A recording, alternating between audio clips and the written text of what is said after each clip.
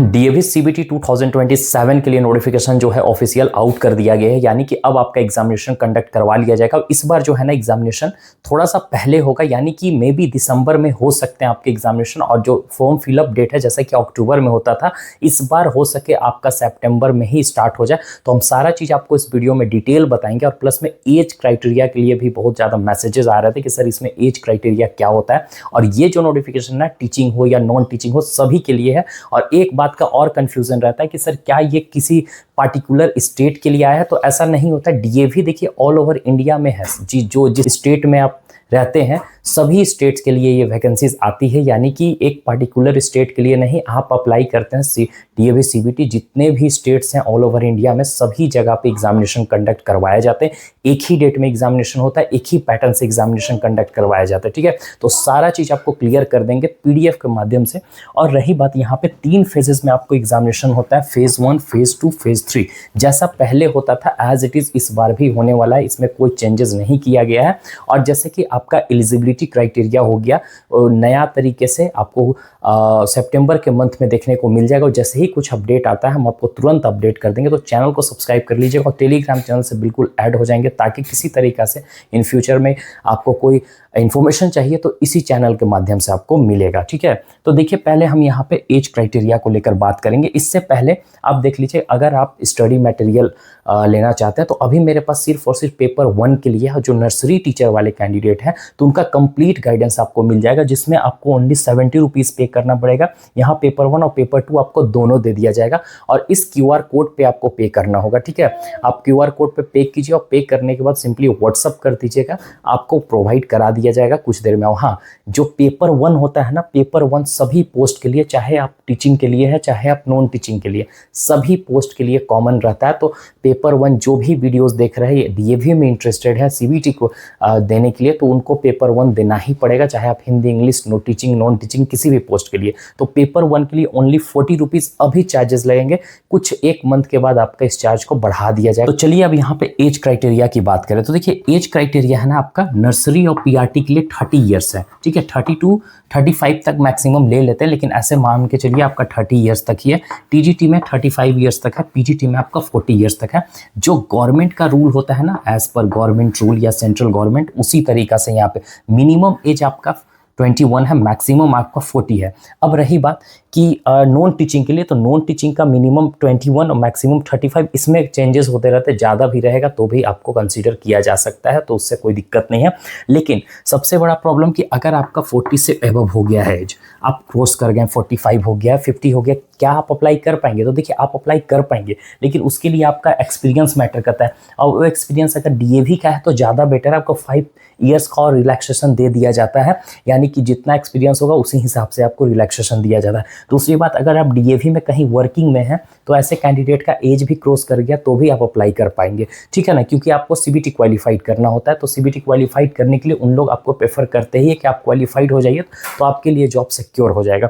अब दूसरी बात, कास्ट कहा यहाँ पे रिलैक्सेशन होता है, तो देखिए कास्ट को लेकर ऐसा तो बोला गया गवर्नमेंट के अकॉर्डिंग होता है, तो ऑब्वियस है कि इनको देना चाहिए। अगर आप ओबीसी से हैं तो 3 ईयर्स का रिलैक्सेशन दिया जाता है, एससी एसटी के लिए 5 ईयर्स का रिलैक्सेशन दिया जाता है। तो इस तरीका से यहाँ पे रिलैक्सेशन है होना चाहिए। तो ये आपका एज क्राइटेरिया है। तो अब चलिए हम लोग 1 बाय स्टेप वाइज पीडीएफ के माध्यम से आपको पूरा डिटेल्स हम समझाते हैं कि आपको यहाँ पे एग्जामिनेशन कैसे कंडक्ट करवाए जाएंगे, कब फॉर्म आउट होगा, क्या होगा, तो सारा चीज़ आपको क्लियर कर देंगे।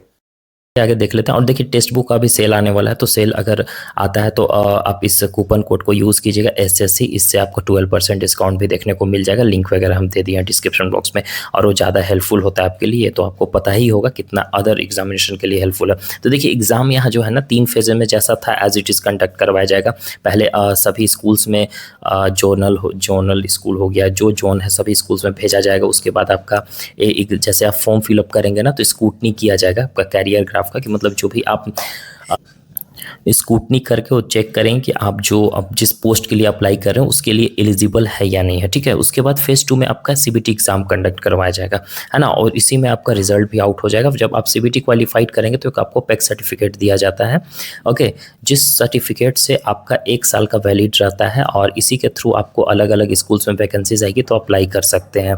अब फेज़ 3 में आपका डेमो इंटरव्यू होगा, जहाँ अप्लाई करेंगे और फिर एड हॉक बेसिस पे आपको रखा का टेंटेटिव टाइमलाइन है, जो कि एग्जैक्ट आपका ये टाइम नहीं दिया हुआ है, लेकिन हाँ इसमें 2-4 दिन आगे पीछे हो सकता है, उससे ज़्यादा नहीं होगा।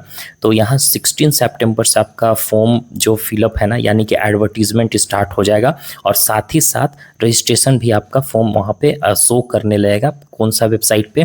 तो ये इनका ऑफिशियल वेबसाइट होता है, ठीक है। इसी पे आपको फॉर्म फिलअप करना है। कैसे करना है सारा चीज़ आपको बताया जाएगा, बस अभी मैं आपको इन्फॉर्मेशन दे रहा हूँ।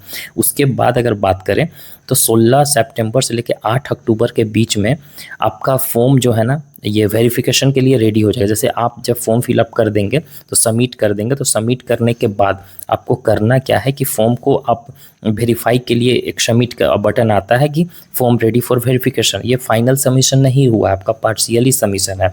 लेकिन अब आपको करना क्या है, तो जो भी फॉर्म आप फिलअप किया ना, जो भी क्वालिफिकेशन आपने ऐड किया है एज़ पर पोस्ट, तो वो उसका आपको पूरा डॉक्यूमेंट्स प्रिंट आउट करवा कर पहले तो ये फॉर्म का एप्लीकेशन फॉर्म प्रिंट आउट करवा लीजिएगा। उसके बाद फिर आपको करना क्या है कि जो भी आप क्वालिफिकेशन ऐड किए उसको आप उसका फ़ोटोकॉपी प्लस में उसका ओरिजिनल सर्टिफिकेट लेकर स्कूल जाना है। नियर बाय स्कूल आपको बता दिया जाएगा कहाँ कहाँ सेंटर बनाया हुआ है, वो हम भी बता देंगे आपको। और उस स्कूल में जाइएगा और अपना फॉर्म को वेरीफाई करवा लीजिएगा। वो स्कूल वाले वेरीफाई करते हैं इसलिए कि स्क्रूटनी कर लेते हैं पहले ही कि आपका सारा डॉक्यूमेंट जो भी पोस्ट के लिए आप अप्लाई किए हैं उसके लिए आप एलिजिबल है या नहीं है। तो फिर आपको वहाँ से वो वेरीफाइड कर देंगे और अप्रूव्ड कर देंगे पेमेंट के लिए। अब जब पेमेंट के लिए अप्रूव करेंगे ना, तो फिर आपको अपने से लॉगिन करके पेमेंट कर लेना है। अब जब पेमेंट करेंगे ना, तो पेमेंट करने के बाद आपका फिर एप्लीकेशन फॉर्म क्लोज्ड हो जाएगा, यानी कि आप इसमें कोई एडिट नहीं। अगर किसी तरीक़ा से कोई कन्फ्यूज़न होगी, यानी पेमेंट करने से पहले आप कर लीजिएगा और फिर आपको 300 का पेमेंट करना होगा, है ना। 300 का पेमेंट कीजिएगा तो फाइनली आपका फॉर्म सबमिट हो जाएगा। अब उसके बाद कुछ नहीं करना है और ये अक्टूबर के समय में ही आपका ये सब सारा काम हो जाएगा। अब उसके बाद नवंबर में क्या होगा ना कि आपका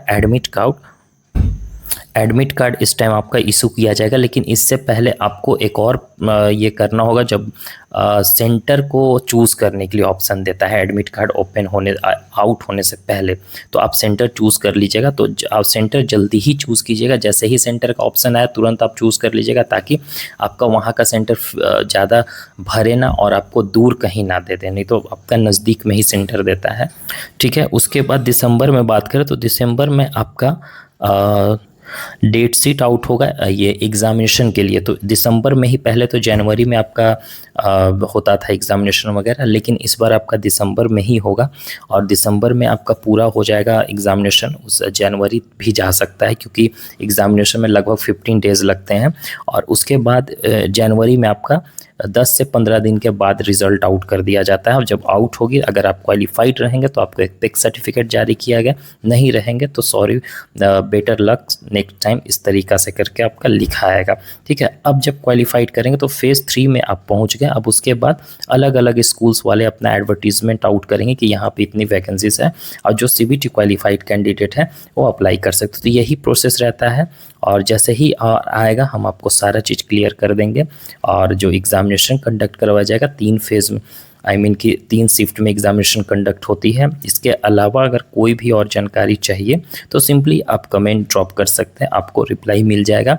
और हाँ, अगर आपको PDF चाहिए तो उसके लिए सिंपली आप व्हाट्सअप कर दीजिएगा, जैसा मैंने आपको बताया है। सो होप सो कि आपको सारा चीज़ क्लियर हो चुका हो। तो आपने देखा इस तरीक़ा से आपका एग्ज़ामिनेशन कंडक्ट करवाए जाएंगे, इस बार पहले ही लिया जा रहा है। तो अगर और किसी तरीक़ा से कोई इन्फॉर्मेशन चाहिए तो सिंपली आप कमेंट कर दीजिए, आपको रिप्लाई मिल जाएगा।